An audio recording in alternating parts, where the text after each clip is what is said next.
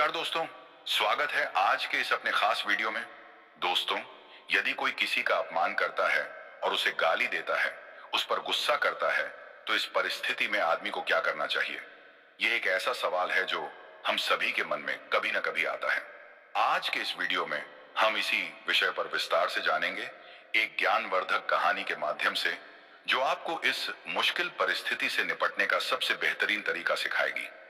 लेकिन उससे पहले आप लोगों से एक छोटा सा निवेदन है कि अगर आपने अभी तक इस वीडियो को लाइक नहीं किया है, तो वीडियो को लाइक करके और चैनल को जल्दी से सब्सक्राइब कर लो, ताकि ऐसी ही ज्ञानवर्धक कहानियां आप तक लगातार पहुंचती रहें। मित्रों, आपका एक लाइक और सब्सक्राइब हमें और भी प्रेरणा देता है। तो चलिए, बिना किसी देरी के शुरू करते हैं आज की यह प्रेरणादायक कहानी, जो आपके जीवन में एक बड़ा बदलाव ला सकती है। दोस्तों, एक घने और हरे भरे जंगल में एक बहुत ऊंचे और पुराने पेड़ पर नीलम और मोती नाम के दो प्यारे कबूतर रहते थे। नीलम एक युवा और थोड़ी चंचल कबूतरी थी, जिसके मन में उत्साह और जिज्ञासा भरी थी। वहीं मोती एक अनुभवी, शांत और समझदार कबूतर था, जिसने जीवन के कई उतार चढ़ाव देखे थे। शाम का सुहाना समय था। सूरज धीरे धीरे अस्त हो रहा था और उसकी सुनहरी किरणें पेड़ों की पत्तियों से छनकर आ रही थीं। नीलम और मोती अपने आरामदायक घोंसले में बैठे आसपास के प्राकृतिक नजारों का शांति से आनंद ले रहे थे। तभी जंगल में नीचे से एक तेज और कर्कश आवाज सुनाई दी, जिसने उनकी शांति भंग कर दी। नीलम और मोती ने नीचे देखा। जमीन पर एक बड़ा और बदमिजाज कौवा था, जिसका नाम टिल्लू था। टिल्लू अपनी ऊंची आवाज, झगड़ालू स्वभाव और रुखे व्यवहार के लिए पूरे जंगल में बदनाम था। वह अक्सर छोटी मोटी बातों पर दूसरों को परेशान करता था। इस बार वह एक छोटी सी मासूम गौरैया पर बेवजह चिल्ला रहा था और उसे गालियां दे रहा था। गौरैया ने गलती से टिल्लू के रास्ते में गिरे एक छोटे से बीज को छू लिया था। बस इतनी सी बात पर टिल्लू आग बबूला हो गया था। यह देखकर नीलम का खून खौल गया। उसे बहुत क्रोध आया। देखिए तो मोती, ये टिल्लू कितना बुरा है। उस छोटी सी गौरैया को बेवजह परेशान कर रहा है। यह तो सरासर अन्याय है। हमें जाकर उसे रोकना चाहिए। उसे सबक सिखाना चाहिए कि वह ऐसे किसी को परेशान न करे। नीलम ने गुस्से से अपनी छोटी चोंच से घोंसले की टहनी को खुंचलाते हुए कहा। उसकी छोटी छोटी आंखें गुस्से से चमक रही थीं। मोती ने नीलम की ओर देखा। उसकी आंखों में हमेशा की तरह शांति और धैर्य का भाव था। उसने एक लंबी सांस ली और धीरे से, बहुत कोमलता से कहा, शांत हो जाओ नीलम। इस तरह की बातों पर इतना गुस्सा करने से केवल हमारा ही मन अशांत होता है। हम अपनी शांति खो देते हैं। पर यह तो अन्याय है। मोती, कोई किसी को ऐसे कैसे अपमानित कर सकता है? क्या हमें चुपचाप देखते रहना चाहिए? नीलम ने अपनी बात पर जोर देते हुए पूछा। मोती ने एक गहरी सांस ली, मानो अपनी बात को और स्पष्ट करने के लिए शक्ति बटोर रहा हो। उसने नीलम को अपने और करीब आने का इशारा किया और फिर एक हल्की मुस्कान के साथ कहा, आओ नीलम, मैं तुम्हें एक छोटी सी कहानी सुनाता हूं। मुझे लगता है यह कहानी तुम्हें इस परिस्थिति को बेहतर ढंग से समझने में मदद करेगी। ध्यान से सुनो। शांत सरोवर की कहानी। मोती ने अपनी शांत और मधुर आवाज में कहानी शुरू की। बहुत समय पहले की बात है। एक बहुत ही शांत और अत्यंत सुंदर सरोवर था। उसका पानी इतना निर्मल और स्वच्छ था कि उसमें आकाश के नीले रंग, आसपास के हरे भरे पेड़ों और उड़ते हुए बादलों का प्रतिबिंब हूबहू दिखाई देता था। वह सरोवर हमेशा शांत और स्थिर रहता था, चाहे सुबह का चमकता हुआ सूरज उस पर अपनी किरणें बिखेर रहा हो या रात का ठंडा चांद अपनी चांदनी फैला रहा हो।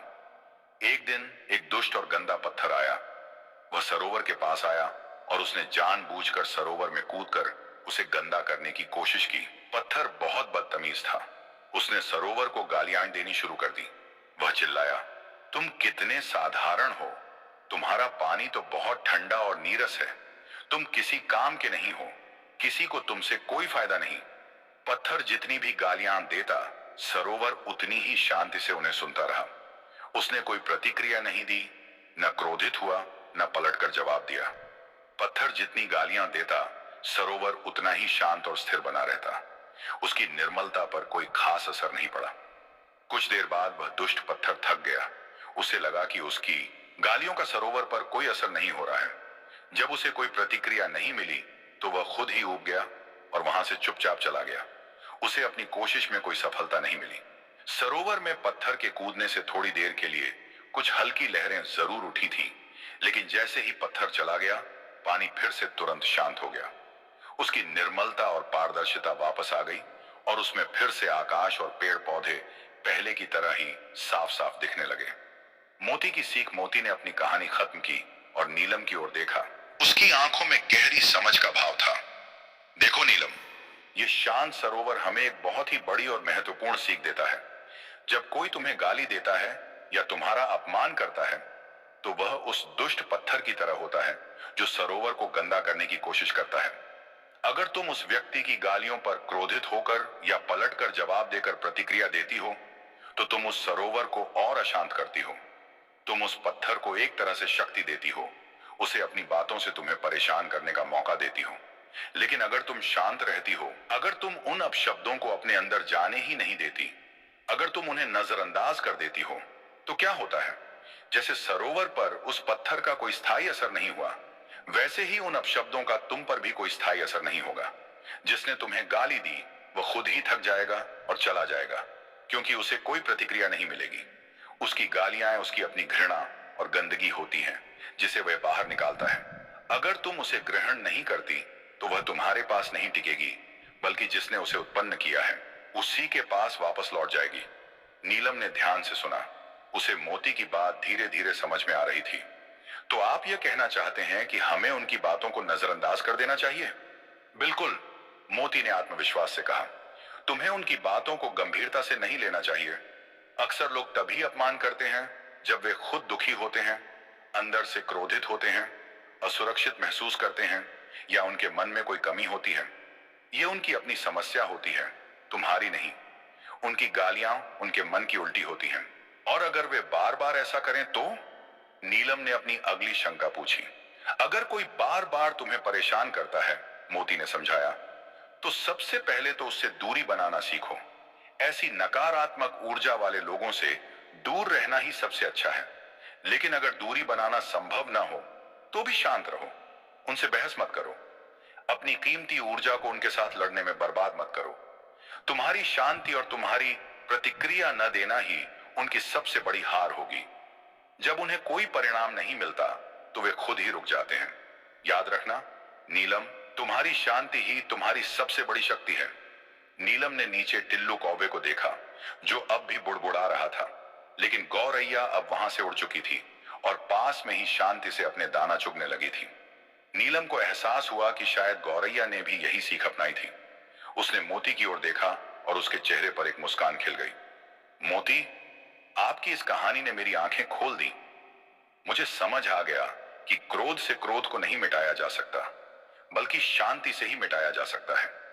अपमान का जवाब अपमान से देने का मतलब है हम उनके स्तर पर गिर गए। अपनी शांति बनाए रखना ही सबसे बड़ी जीत है। मुझे कभी भी अपनी शांति भंग नहीं करनी चाहिए। मोती ने प्यार से नीलम का सिर सहलाया। शाबाश मेरी बच्ची। याद रखना, तुम अपने अंदर के सरोवर को हमेशा निर्मल और स्वच्छ रख सकती हो, चाहे बाहर कितनी भी आंधी क्यों ना आए या कितने भी पत्थर फेंके जाएं। और उस दिन के बाद से नीलम ने जब भी किसी को अपमानित करते देखा या खुद कभी अपमान का सामना किया, तो उसने हमेशा शांत सरोवर की कहानी को याद रखा। उसने समझ लिया था कि किसी की गाली या अपमान का सबसे अच्छा जवाब सिर्फ शांति, धैर्य और उसे नजरअंदाज करना है।